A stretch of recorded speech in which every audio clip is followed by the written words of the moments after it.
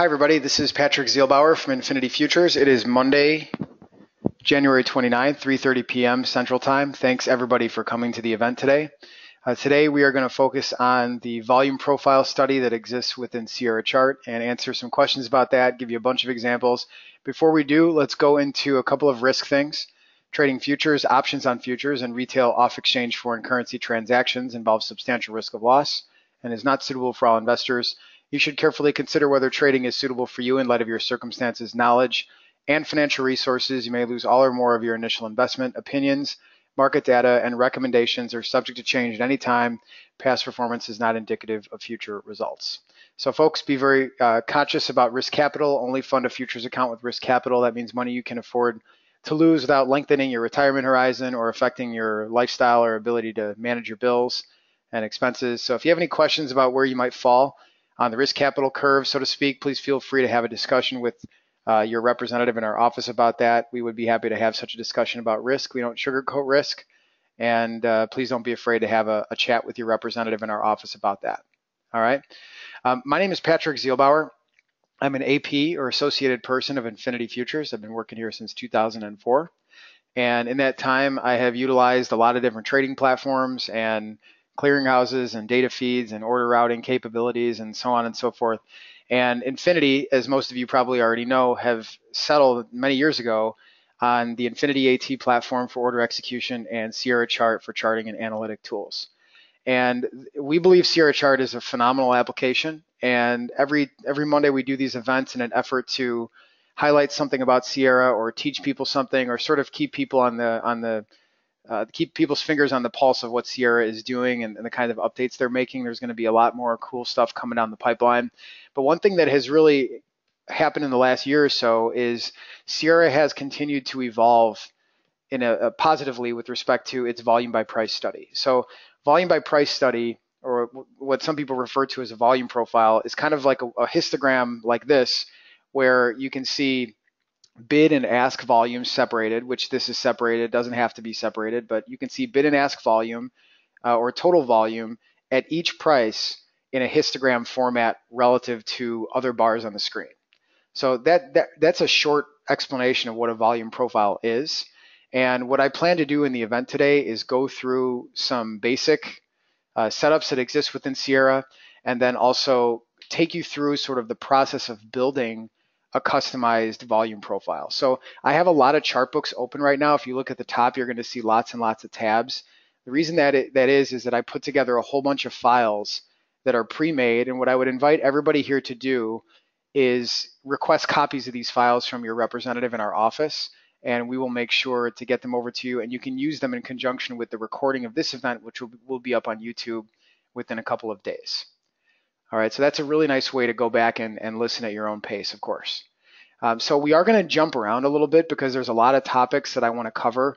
Most of these chart books contain files that are very similar with such as like one minute difference. And the objective of teaching or showing you that stuff is to show you how one setting can affect the way the profile is displayed or how it looks or functions. So we are going to go through a couple of basic examples. We'll take some questions, and then I'll try to, if we have some time at the end, I'll kind of go through the building of a brand new volume profile. I'll reset all of my settings to 0 to the defaults like they would be on your platform, and then I can show you how to customize and rebuild them. All right, so that's the game plan. Thanks again for coming to the event today. Appreciate it.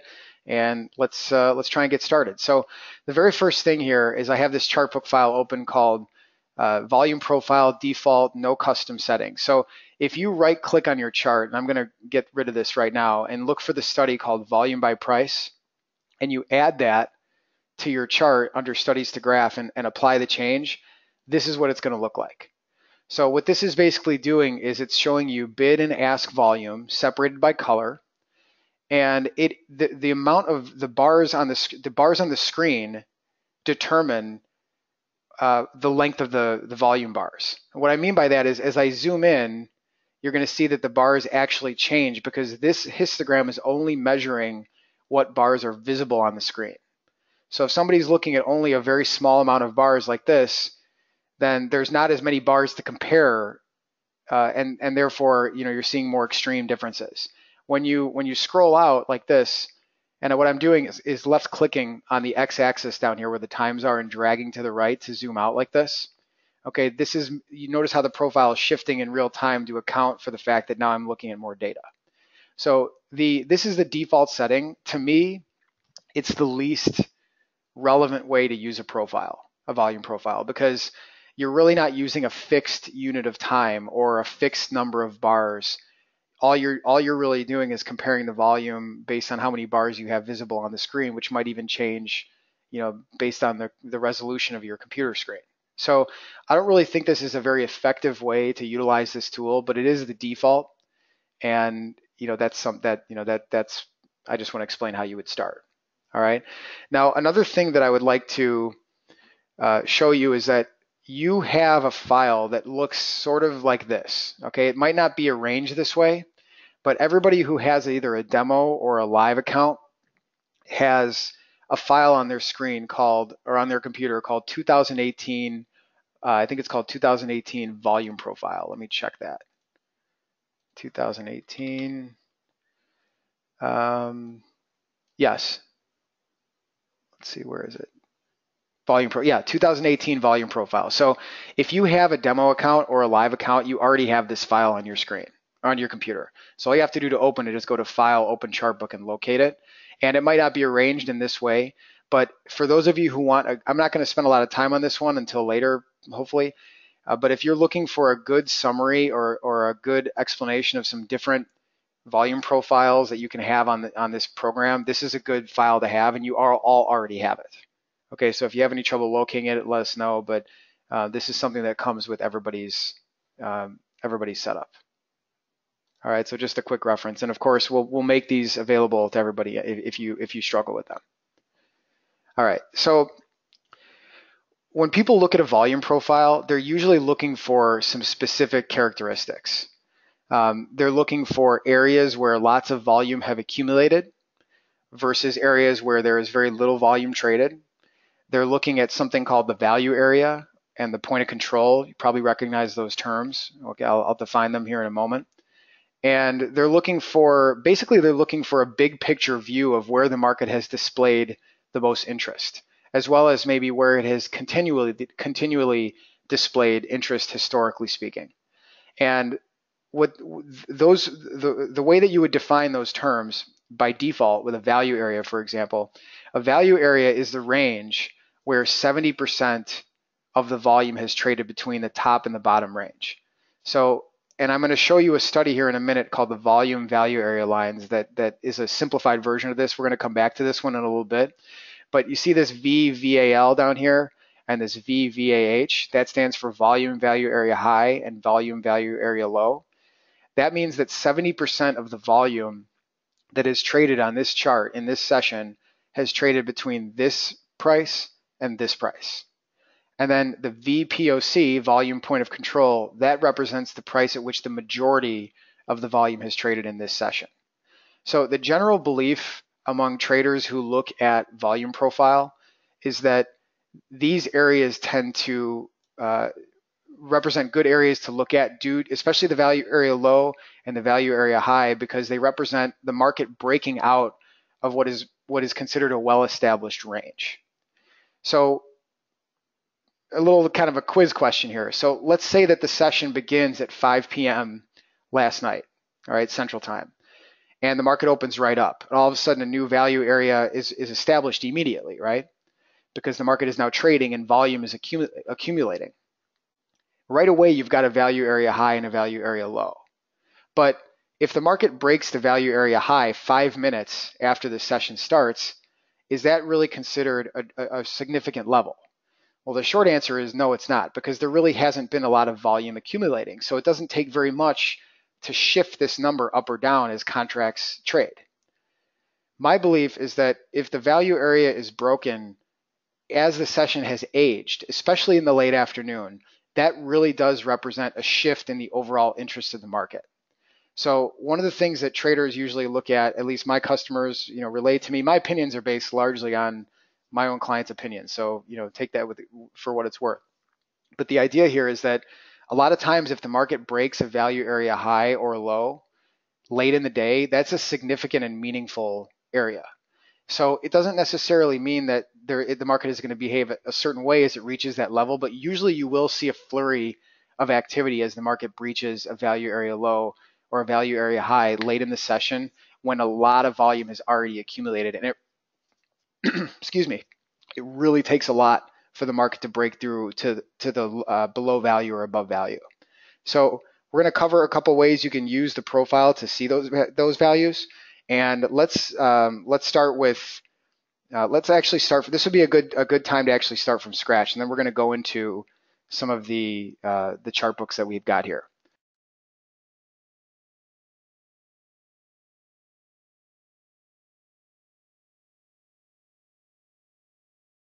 Okay, sorry about that. All right, so what I'm going to do first is go back to this no custom setting volume profile, and we are going to turn this into something that is aesthetically pleasing and a little bit more functional. So we're going to go through it step by step. I think now that I have everybody here, I think it's better to go through it this way, and then we'll cover some of these other chart books here in a bit. All right. The first thing that I like to do when I'm looking at a profile is establish the session time on the chart itself. So right-click Chart Settings. I use a start time and end time, as you can see here, of 1700 to 1600.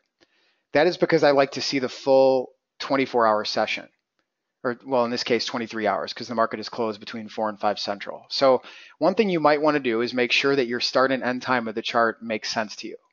So if you live in Pacific time and you wanted to see the same thing here, you would have 15, okay, because Pacific time is 2 hours behind us in Central time, to 14. Okay, if you live in Eastern time, it would be 1800 hours as the start time and 1700 hours as the end time. All right, so and you can make those settings default in Sierra if you want to, but for this example, make sure that your start and end time looks good. Now, this usually prompts a question, and the question is, but Patrick, I want my volume profile to only be based on regular trading hours. I don't really care what happens at nighttime. That's fine too. There'll be a time later as we go through this where you can make such a change.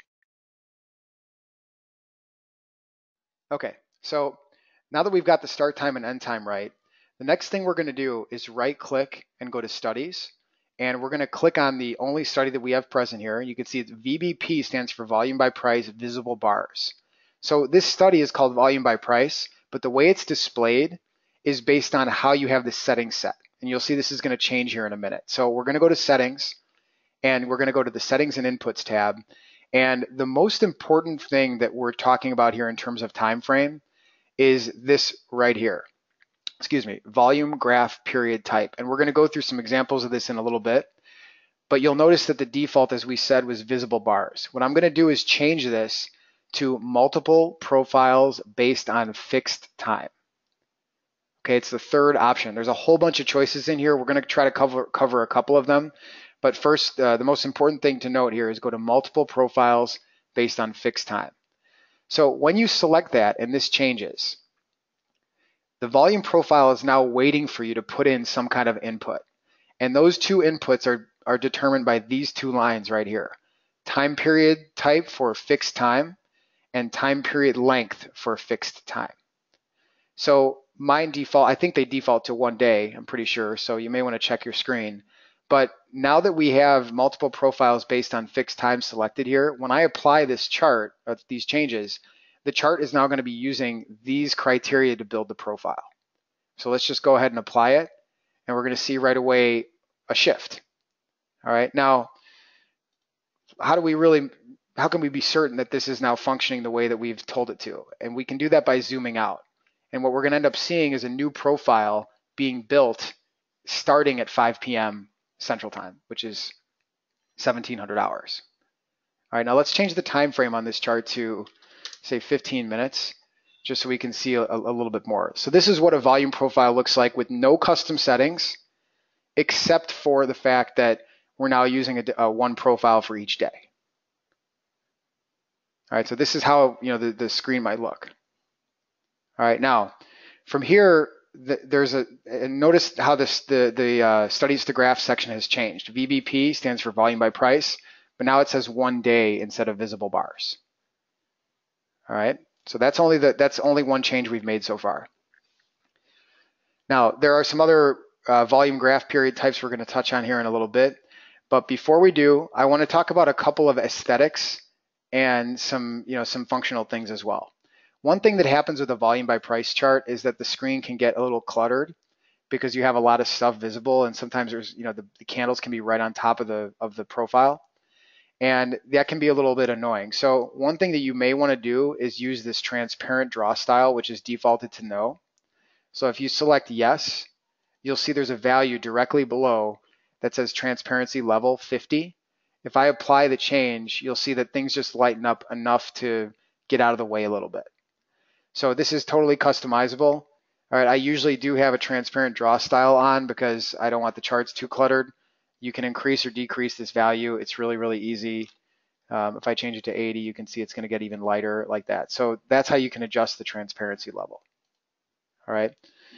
The next thing that some people might want to get rid of is the default setting here for bid volume and ask volume coloring method. To me, I do not really pay attention to the fact that some of this volume is on the bid or some is on the offer.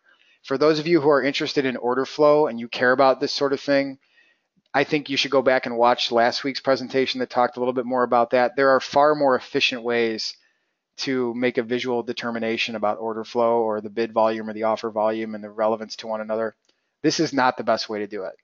So usually what I do is change this option to none.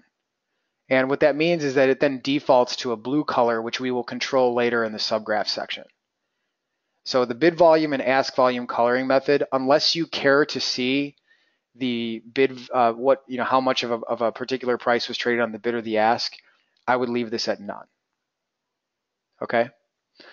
All right. Now, from here, I used a couple terms earlier that were related to the volume profile called value area and point of control. So these are quite important. All right. The first thing here is where you see this one that says highlight value area. That is defaulted to no. So if I change this to yes, then what the charts are going to do is they're going to use a color setting in the subgraphs tab. We're going to go there in a little bit to shade the value area a different color than the rest of the profile. So what this basically does is it gives us a visual representation of where the value area is without actually labeling the price. We will have that option to label the price, and I'll show you something else here you can use to make this a little easier on the eyes. And that is here with this extend value area. So the extend value area is defaulted to none. And what that means is that we're not seeing lines shoot off to the right that represent this price level, this top gray price level and this bottom gray price level. So if you want those to extend, usually what people will do is they will choose end of period, which means we're getting a new set of lines for every session. So the reason why this is kind of cool is because sometimes volume profile traders are looking just very quickly visually to see if these things are kind of lining up, which represents, kind of like a coiling up where the market is trading a lot at a specific price range. It's not really happening that much here. This is the NASDAQ, which I obviously know has been all over the place, but it's a nice way to just kind of visually, without looking too hard, get an idea of where the market has been focused, which kind of appears to be sort of in this range right here. And you can also create multiple profiles, some of which have bigger time frames, and put them on the same chart. We're going to demonstrate that in a minute. All right, let's go back here. So we've gotten to the point here where we have extended the value area, and we can change the value area percentage, but I really have never done this. The value area percentage is largely considered to be 70%. All right, it's the default number here. Most people use this. So if you want to increase or decrease the value area percentage, you could do that. And if you were to make it bigger, like 80%, you're going to get, in this case, you'll get a bigger value area. All right, 80% of the volume is traded within these prices. If you were to reduce it, like 40%, you're going to get a much more narrow area. Okay, so I'll just leave it at 70, which is the default setting. Okay, next, point of control. So we did talk about the volume point of control a moment ago. That is usually going to be set to yes if you want to be able to see the price at which the majority of the volume has traded, and that represents this pink line right here. So you're going to see the point of control on each of these profiles. Okay. Bear with me. Okay. All right. And From here too, extend point of control. Most people, this will default to none. A lot of people do like to see this level shot off into the future. End of period is going to give you this behavior. Now, there's another common theme in volume among volume profile traders where they like to see when important levels, whether they are the point of control, the value area high or low, or even just areas where very little volume or very high volume amounts have traded, where those lines get shot off into the future until they are touched again by the market. That is this option here under extend value area where you see this section that says until future intersection. So as an example, I'd like you to watch this gray line right here, value area low, this value area low from yesterday. So if I change the extend value area until future intersection, now you see this other level shoot off here into the future, and this will remain here until the market touches that price. So, there is something to be said about this concept of unfinished business, or areas that the market tends to retest. They're considered support and resistance levels as well. So if you do want to be able to see that, that's what that means, until future intersection. Same thing can be done with the point of control. Extend until future intersection. So if we do this here, we're going to see yesterday's point of control pushed off into the future. Now it didn't get touched today, so I don't really consider this level all that relevant anymore. But if the market were to come back down here, you might find that there's a self-fulfilling prophecy associated with other people watching this level. All right, so that's what this value represents, until future intersection. So I'm going to leave that back on end of period for now, just because that's typically how I have it set. But again, there's some personal preference in here. All right. Okay.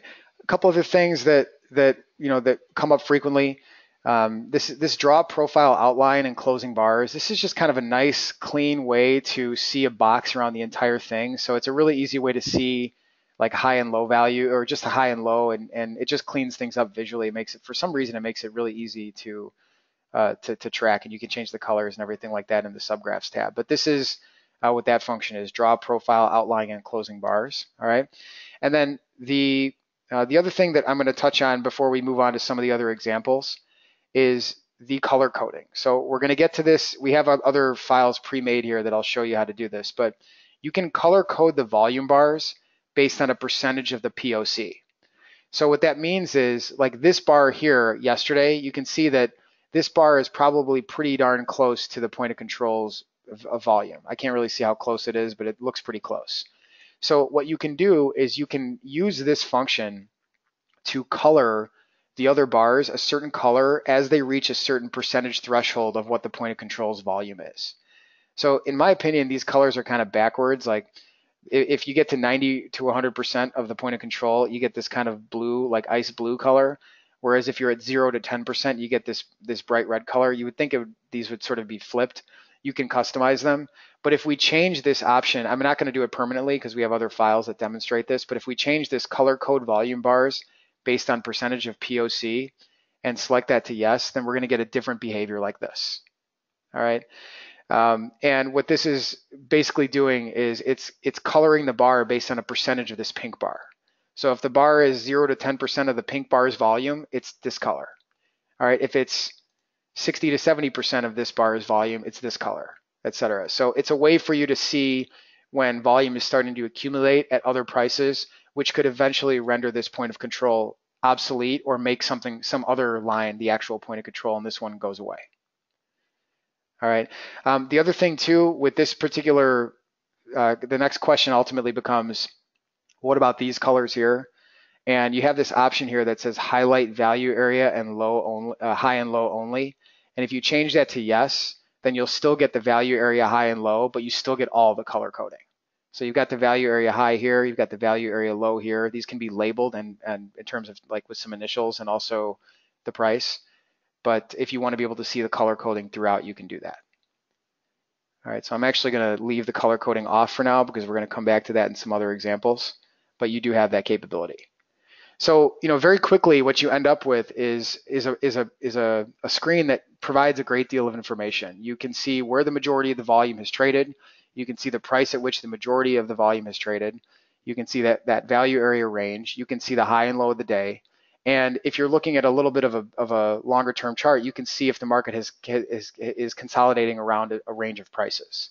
So volume profile traders tend to look at things on a little bit of a bigger picture. I don't think that I think there's plenty of other factors that go into making trading decisions related to volume profile. But what I will say about people who look at the market this way is similar to the way that TPO profile or time-based, time price opportunity market profile traders tend to look at things. They tend to look at things on a little bit of a bigger picture, which means that they tend to trade less often. And there's kind of like a chicken or the egg thing that happens here. If you're sort of asking, okay, well, what does that really mean?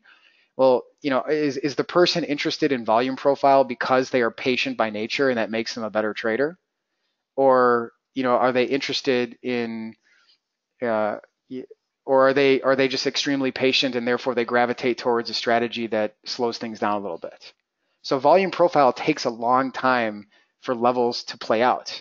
So the trades just don't typically come as quickly. And I'm not saying that if you're a hyperactive day trader who's trading way over trading your account, that looking at volume profile is going to be the fix for you.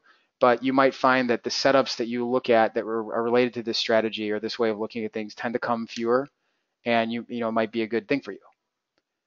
All right, so that's a little bit of an aside, but let's focus on some more of the functionality here. All right, there's no ticks per volume bar here, Al, in this case. Okay, this is a 15-minute chart, so every candle is set to 15 minutes. Oh, okay, I see what you mean. That's actually a good question. So what Al said is, how many price levels does each of these bars represent? And that's actually a great question. And if you go to the settings section, you can see that the default is 2. So what that means is that every one of these little bars represents 2 ticks of price. So why would I have that set to 2 instead of 1? Well, the only reason, in my opinion, you would set this to 2 is if the ranges of these things were so big that it made it impossible to see anything. So sometimes this is a really large screen, so it's not as much of an issue. But if you have a normal size screen and you're trying to look at a market that has like, an enormous range of prices like crude oil has lately, or maybe the NASDAQ, then it might be really hard to discern any of this information. So if you go to studies and go to settings, you can increase this value, which means you'll get less precise information. So I'm going to change it to 4, which is twice what the default of 2 is. Okay, and it starts to look like this. So if I were to make this 10, for example, it's going to look really strange like this. But you're still getting the general idea, okay? The market is still trading between these same prices. You're just getting way less definition to the bars. So that's actually a very good question because it's directly related to the usability of this program. If you're looking at a market that has an enormous range and the profile is so squished together because you can't see the whole screen, although the entire range on the screen, you may want to consider increasing this number, okay? All right, this one is set to 10. All right, now I'm going to change it back to 2. All right. Okay, now let's move on. So I want to go through some of these other these other examples. I'm not going to explain this chart at all because it's got a lot more to do with the TPO profile than the volume profile.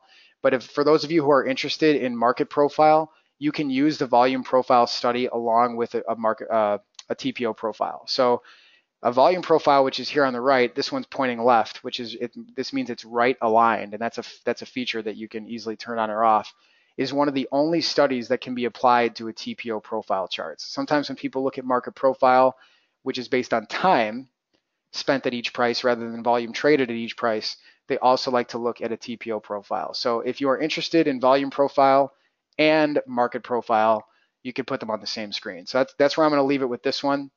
But if you're interested in a copy of this file, it's yours to keep. All right, so this was another example here that I wanted to give about color coding. So we talked about the color coding very briefly. This chart in the middle is the volume profile right aligned. Okay, we haven't really done anything with the color coding. This particular study here also has a draw mode change made where instead of just showing the volume profile, it's also showing the profile, the point of control, the value area high, value area low, and the VWAP, otherwise known as volume weighted average price. So that VWAP is this blue line here, and we see the value area high, the value area low, and the POC. So that is a constant among these 3 charts. You have the ability to choose that. Some people get distracted by that extra info. If you don't want to see it, you can just go to the draw mode and change it just to volume profiles, and the other stuff goes away. Okay, you can see that all that other extraneous information is gone. All right, if you want to see that stuff, you can go up to volume profiles here, change this to this section here that says volume profiles and POC, value area high, low, and VWAP lines. All right, so that's a constant among these three charts, so it's not critically important. But what is definitely different is the color coding. So on the left-hand side, we've got that choice selected where we are using the color coding, like we talked about, color code based on volume, yes. All right, now the one that looks a little bit like the oddball is this one on the right-hand side here, where the color coding is not very consistent, and you might wonder why that is. But looking at it, you can probably see what we've done here. All right, and what I did was I right-clicked, went to Studies, and if you go to the color coding section at the bottom, I did choose to color code it. But what I did was I made everything the same color except the stuff that was really close to the POC, I changed to a red color. And then the stuff that was nowhere near the point of control, in other words, a very low volume area relative to the point of control, I made this blue color.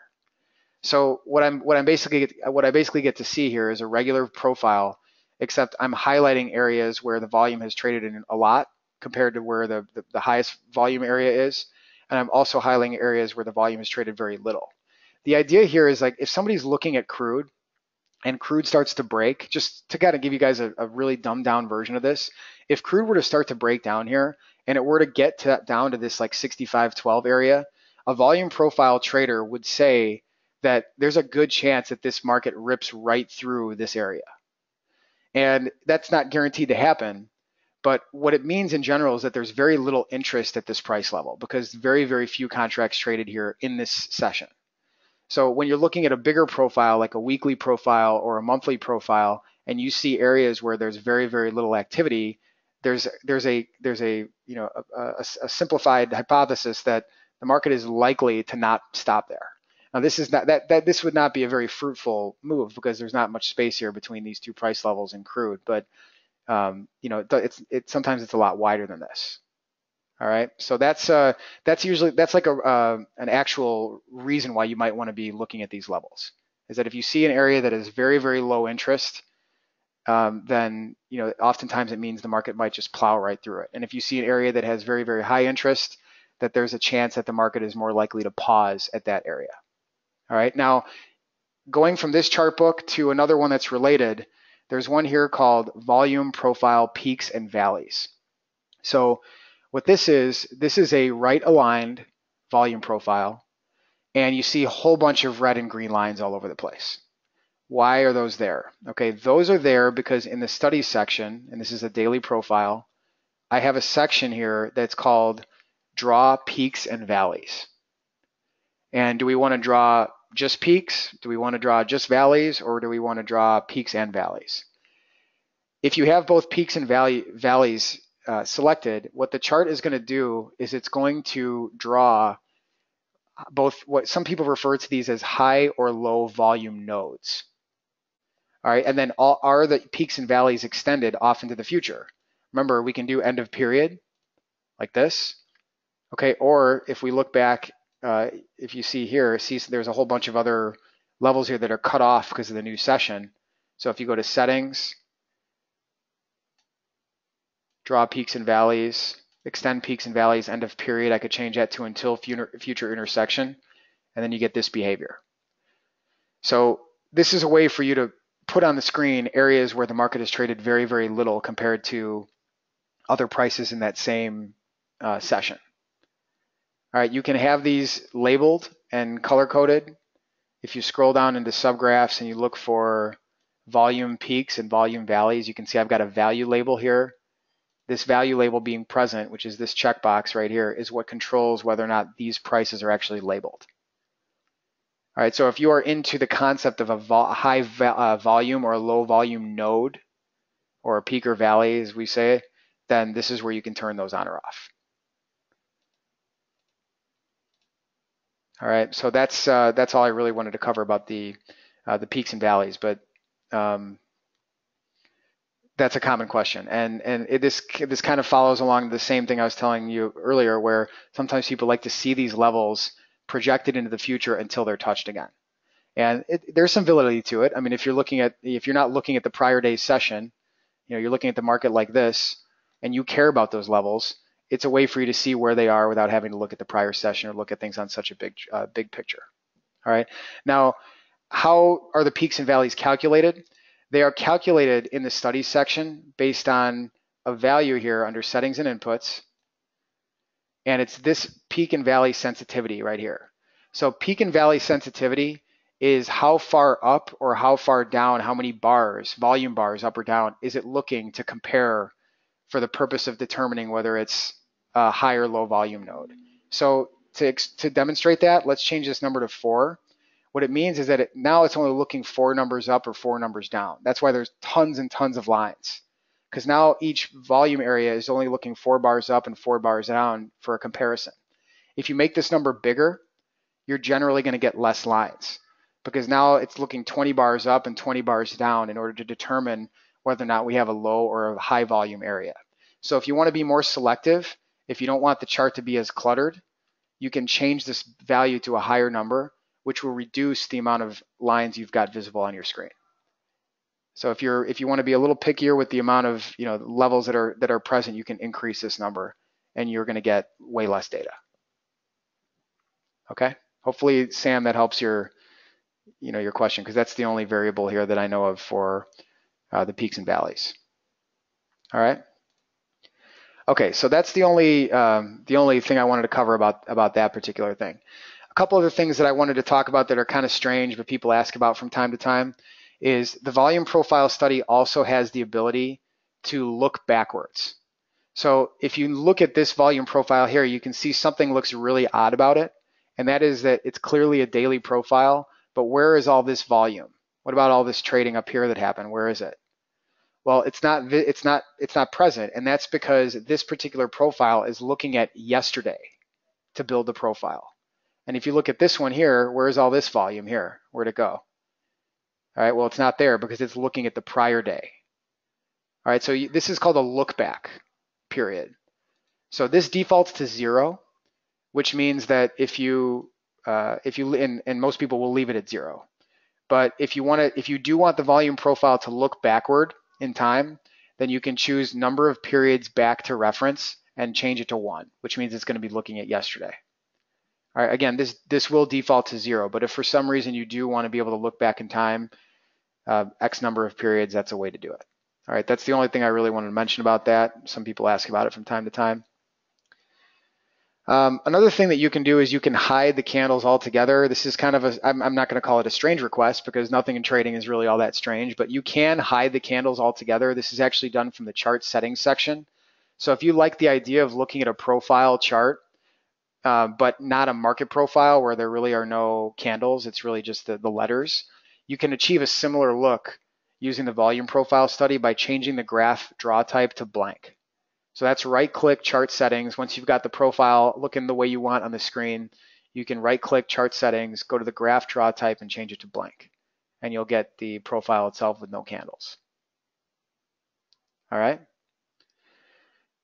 Okay, we already covered the color coding, no custom settings, the look back, no candles on the chart, peaks and valleys. Okay, split sessions. So a very, very common request is, how do I get a different profile for the day and the evening session? All right, that is it's a valid request. It's a very common request, and I'm going to show you here how you can set the chart up to do that. All right, the first thing that you want to do is once you have the profile looking the way you want, all right, and this is a daily profile, then what you're going to do here, let me just expand this out a little bit.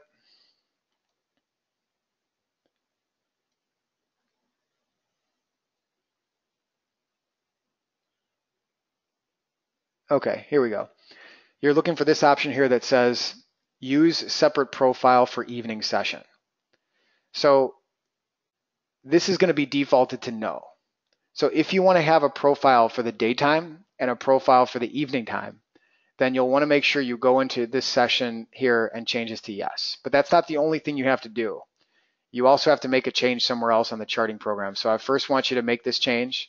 Use separate profile for evening session, change to yes. All right, and then after you do that, you actually need to right-click, go to chart settings, and you need to change the structure of the chart from a start time and end time standpoint. So what this is doing is, if you have that option set to yes, then the charting software is asking you to input a separate start and end time for the evening session. So the start time in my case would be 8:30 Central Time until 2:59:59, which would be like 1 second before the New York stock market closes. And then you're going to check this box that says use evening session and specify an evening start and an evening end. In this case, I'd like the evening to start at 3 o'clock, which is when the New York stock market closes. All right, although the futures technically are still open. And my evening session in this case is defined as from that moment until 1 second before the New York stock market opens in the morning Central Time. So again, if you want to have a different profile for the daytime and the evening time, then first thing you do, right-click Studies. In the settings section, look for this option here that says use separate profile for evening session. Change it to yes. And then from there, right-click, chart settings, and then make sure you specify a valid start and end time. Check use evening session, start and end time for the evening session. All right, so it's not an incredible process, but it's not the simplest.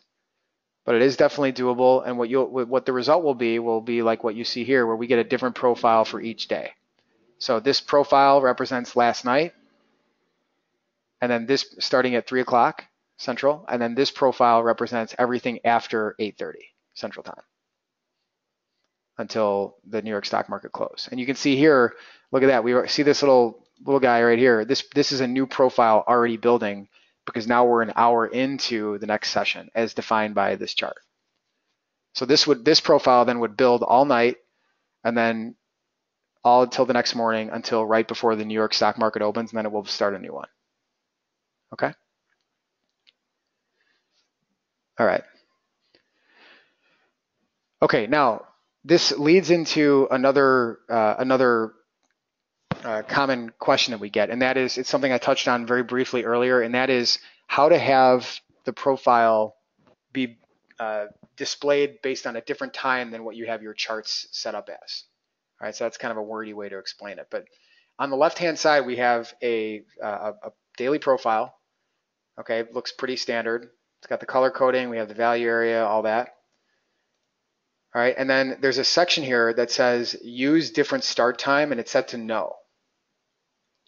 What this means is that the profile is using whatever the chart settings start and end time that I have set in the chart settings section to determine a start or an end point.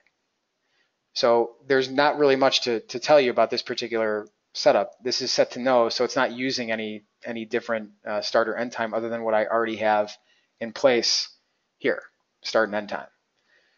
If you want the profile to be based on a different start or end time, okay, like this one on the right-hand side, you can right-click Settings, and you can change that option to yes, right here, use different start time, and then you can have a different start time and end time here. The benefit of doing it this way, some people ask, well, why not just change the start and end time of the chart itself to 8:30 to 1500? And the obvious answer is you still might want to see candles for all 24 hours. And if you restrict the chart to only display day session, it might affect other indicators. You may want to see the overnight action. You just want the profile to be based on the actual New York stock market hours. So that's a scenario where something like this might be useful. So use different start time is set to yes. Start time 8:30. Okay, end time 1500. That means that while the chart is still displaying data for the entire session, we are only seeing the profile for New York stock market hours. All right, so a lot of these functions were not here a year or 2 years ago. This is an aspect of Sierra Chart that has really improved a great deal. All right. Okay. Okay, let me touch on a couple other files that we made here. We already touched. This is one that's already in everybody's computer. Okay, so we did some, and I'll just show you a couple things related to the text you see. This one in the middle is an obvious one. New profile for each day. We've already kind of covered that. This is the same exact setup, except the time period is set to a week. So how do you set a profile to a week instead of a day? Right-click Studies.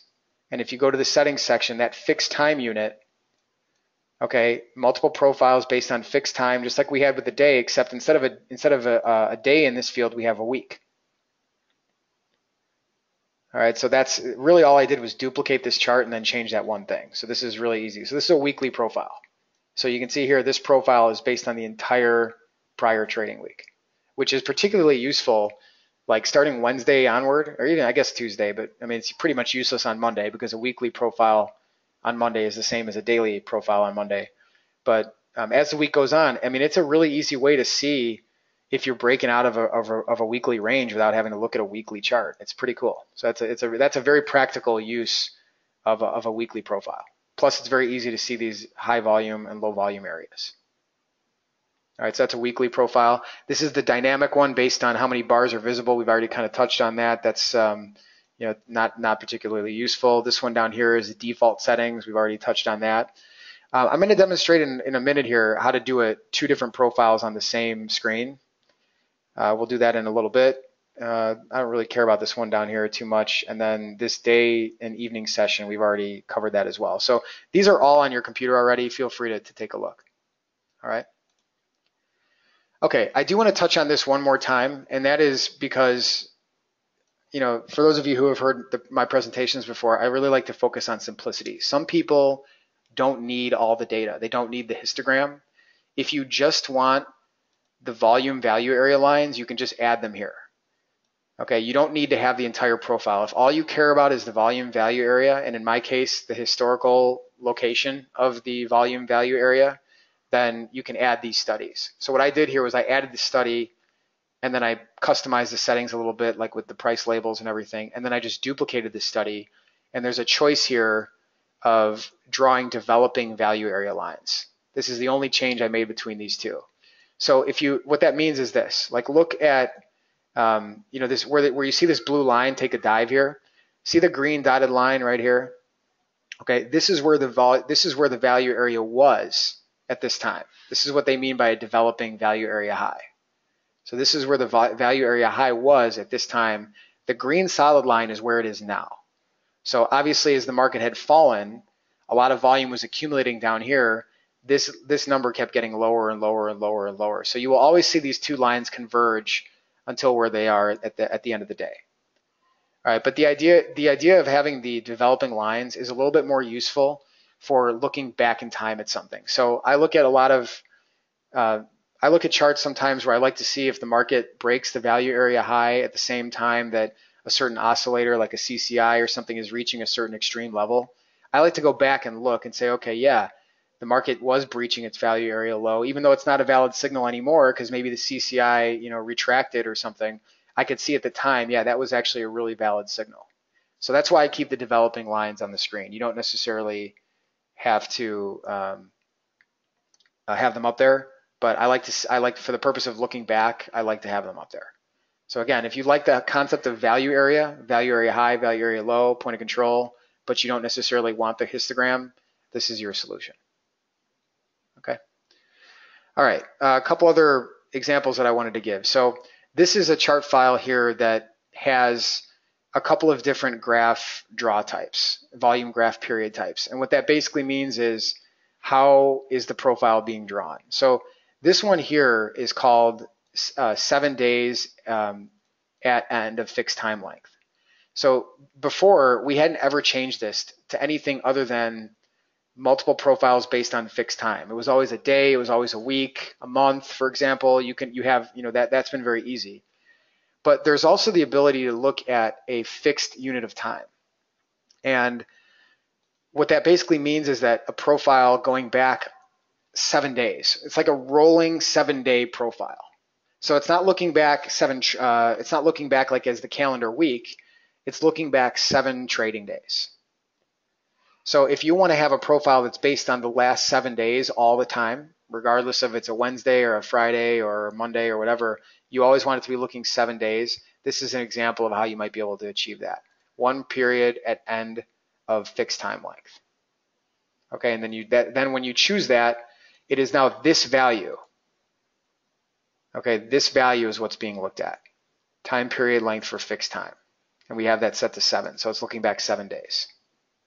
All right, that's one sort of unique approach. Okay, so this one is based on bar count. So this means you're getting one profile based on a certain number of bars. And if you are using this option, it is now looking at this field right here, which I actually I think it defaults to 50. But you do have the ability to customize that. So if you want to see a profile based on a fixed number of bars rather than a certain unit of time, then you could choose 50 in here. Now, it's kind of, inherently doesn't make sense to do this when you have a time-based chart, because 50 bars is a fixed unit of time when you're looking at 15-minute candles. But if you were looking at, say, a 144 tick chart like this, then now it's looking back. It could, the look back period could be any unit of time, because it's now based on the number of candles that occur. And as you know, probably activity-based charts can build really fast if the market's moving a lot, or they could build really slow if the market's not moving at all or not trading at all. So this would make more sense to use on something like a tick chart, where if you want to look back X number of 144 tick charts, or X number of range charts, range bars, something like that. So again, to do that, studies, okay, one period based on bar count, and then the bar count is right here, which defaults to 50. All right, so I'll leave that on 144 tick, because that really does make a lot more sense to have that there. Okay, I'm going to talk about the chart in the top right in just a minute. Let me go down to this one. I don't remember what this one was here. I think this was just a week. Yeah, so this is just a weekly profile.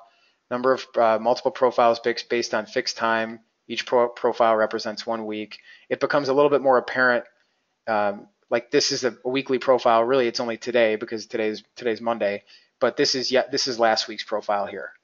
And again, this is pretty useful, because especially if it's like a Wednesday or a Thursday or a Friday, and you're looking at this thing and you're not looking back that far in history, it is actually really useful to be able to see, hey, we're about to break out of a weekly range. That is certainly an area that is going to attract attention, and there's almost certainly will be a flurry of activity around that area. So it's a nice way to get a good amount of historical data in a concise way that doesn't force you to look at a ton of other charts. And as you know, also, as always, I'm really trying to keep the data consumption to a minimum as much as possible. All right. Okay, and then this one down here, I think this might have been a monthly profile. Right, okay, so this is a monthly profile, same idea. New profile based on a new month occurring, same concept. Multiple profiles based on fixed time, except instead of a day or a week, we have a month in here. All right.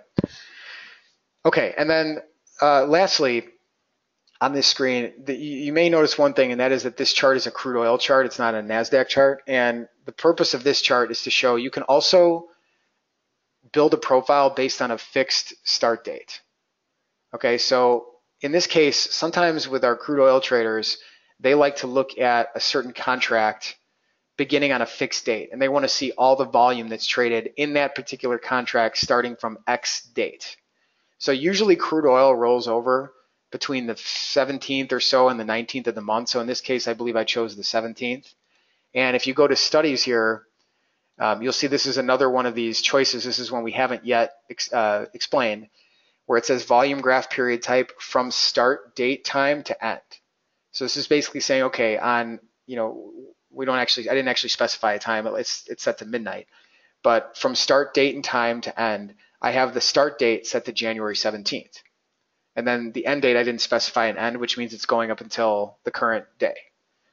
So the idea here is that if you want to capture all of the volume traded in a certain contract beginning on a certain date, then you could use this. Volume graph period type from start date time to end. And then you pick a start date, and this is the format you enter. You enter the year first, 2018-01-17. All right, so that's, again, that's a little bit more prevalent among those of you who are commodity traders. It's especially prevalent in the energies. All right. Okay. Yeah, so Fred's question was, could you show this with numbers bars instead of candles? And at the risk of getting wrapped up in a discussion about numbers bars, I'm not really going to go too much into it, because we covered most of that last week. But you certainly can look at any of these as numbers bars. If I just apply it like this, and you probably want to zoom in a little bit, maybe change the font or change the content of the numbers bars. But you certainly, numbers bars could be used in place of candles in basically every chart that we have except the profile, a TPO profile chart where there are no candles. So you really can use numbers bars in anything you want. And then of course you may change the content of that, but yeah, they really could be replaced. You can replace the candles with numbers bars in any situation except for a TPO profile chart where there's no candles at all. All right. Okay, cool. All right, now there's a couple other things I wanted to show that were over here. We already touched on that one. Oh, Thinkorswim users. Someone, I don't know when I made this, but I made it to look a lot like a Thinkorswim program. So, there's really, the only purpose of me showing this is to show you that the charts really are aesthetically flexible. So if there's something that you are used to looking at and you're worried about, oh my God, I'm never going to be able to get it to look like what I'm used to. That's probably not true. There are an enormous amount of flexibility, flexible color options and aesthetic properties associated with Sierra in general. Certainly so with the profiles. Okay, so that's an important thing to mention. Now, one thing I definitely wanted to do before we wrap anything up is I would like to show you how to put two profiles on one screen, and how they're determined about which one is displayed first. Okay, so let's just go to one of our regular charts here. Let me find one. Let's use this one here. So I'm going to open up a new chart book, and let's duplicate this chart into that chart book and switch to it. Okay, so now we've got the chart book, or this chart in this new chart book. And then I'm going to change it so it's just looking at the profile and not the VWAP and all that other stuff, just because I want to keep the chart nice and clean. So just showing the volume profile. All right, so this is a 15-minute chart with a daily profile of crude. Okay, so the question is, what if I want to make this a week? I want to add a weekly profile to this. So what I like to do is right-click and go to Studies. And if the chart looks the way I want, then I just duplicate the study like that, duplicate it. And then in the settings section, you just change the days to week like this. Now, what happens is immediately you're going to see them side by side. Now, it's kind of hard to tell which one is which because, again, it's Monday. So in an effort to show you the difference, let's make one a month. So we can see that the monthly profile is now to the left of the daily, which is kind of counterintuitive. But one thing you'll notice is that you can change the order of these by changing the order of the studies in the list. So if I move the monthly up like this and apply it, then they switch spots. All right, and usually what I do is I will then make the monthly profile a little bit less prevalent and visually. So as an example, this is a good example of the transparent draw style. I'll use like a more transparent draw style so it's not really getting in the way. And then I use the wheel on the mouse to create some distance here. And then I can use the lock fill space to lock this amount of space between the current price and the y-axis. So it is very easy to add a monthly or weekly profile onto a daily profile, a chart that has a daily profile on it. All right, so all you need to do is basically duplicate your existing profile and then make sure it's in the correct order. All right, there are a couple of other settings related to this in the settings section. Okay, one of these is right align. I have these right align. I never really explained how to do that, but it's just a yes or no question. Right align volume bars I have set to yes. And then there's another one in here that says allow side-by-side profiles on right side, and I have that set to yes. All right, so those are the two settings I think that are most relevant here. So if you want to be able to run them side by side, make sure that you've got allow side-by-side profiles on right side set to yes. All right, so that's quite easy, and I'll make sure we save this file as well and go through it. Okay, one thing I haven't really covered, and Gary mentioned it here, and I suppose I'll bring it up, and this will be sort of where we probably leave it, is there's a draw volume profile tool. I have it in my toolbar right up here at the top, And the draw volume profile tool is basically a way for you to draw a profile anywhere and then let go, and it draws a volume profile at your start and end point, like where you can make your own rectangle. All right, so all you really need to do, and let's just do this in a brand new clean chart with nothing on it so it's really easy to see.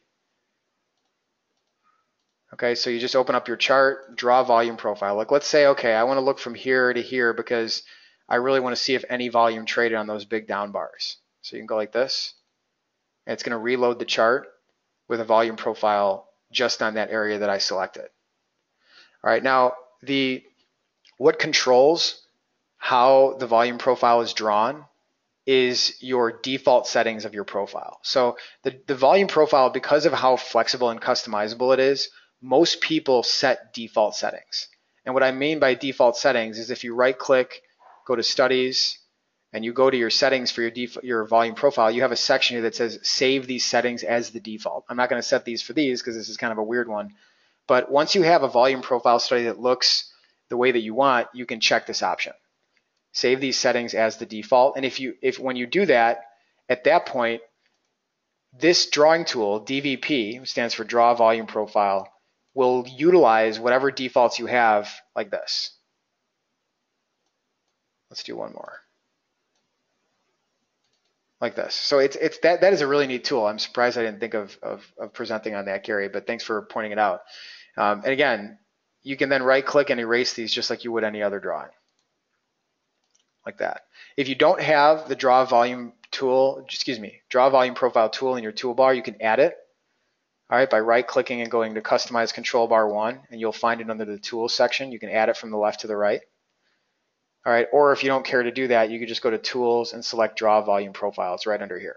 Draw Volume Profile, and then just left click again, and the profile is drawn.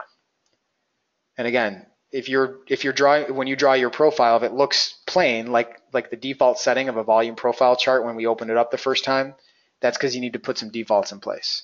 All right, it's a pretty neat tool. All right, Larry, your question, somewhat unrelated, relevant, but it's that's more of like an order flow question, and we did talk briefly about it last week. Larry was asking, how do you show large block trades? There's a study called the Large Volume Trade Indicator. There's a video about it on YouTube, and we covered it a little bit in last week's webinar. So if you want some info on that, give me a buzz outside of the presentation, and I'll point you in the right direction. But there's actually a study you can add and configure called the Large Volume Trade Indicator, and it basically you have the way I use it is it plots like a circle at the price once when say 200 contracts trade or something like that. So that is doable. All right.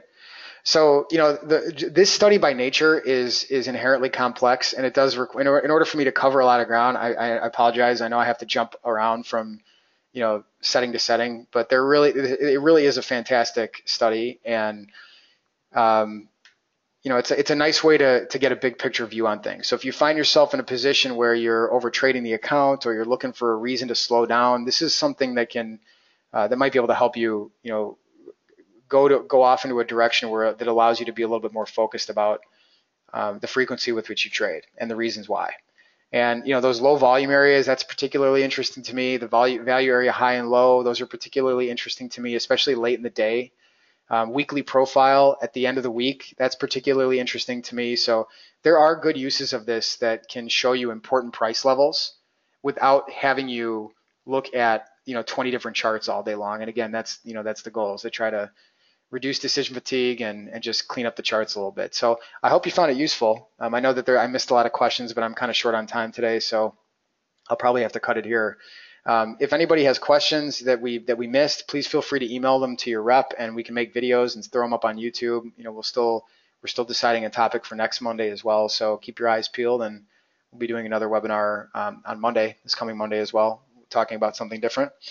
But I do very much appreciate everybody coming to the event. I'm going to read through some risk stuff here one more time. And again, if you have some friends or colleagues, trading room buddies, if you guys want to set up a little small group session with you and your trading buddies, that's something we are very adept at doing, and we're happy to do that. We get a lot of our business through word of mouth and trading buddies chatting online about our service, and we certainly would appreciate the opportunity. And I'll say it again, the more folks you bring on board that way, the more time that myself and the other reps in our office can spend doing fun and productive stuff like this. It really means a lot to us. So we do really appreciate the referrals, and please send them over if you feel they could benefit from a company service like ours. All right. Okay, thanks again, everybody. Much appreciated. We'll see you next time. Trading futures, options on futures, and retail off-exchange foreign currency transactions involves substantial risk of loss and is not suitable for all investors. You should carefully consider whether trading is suitable for you. In light of your circumstances, knowledge, and financial resources, you may lose all or more of your initial investment. Opinions, market data, and recommendations are subject to change at any time. Past performance is not indicative of future results. All right, everybody. Thank you. Much appreciated. See you next time. Alrighty, thanks.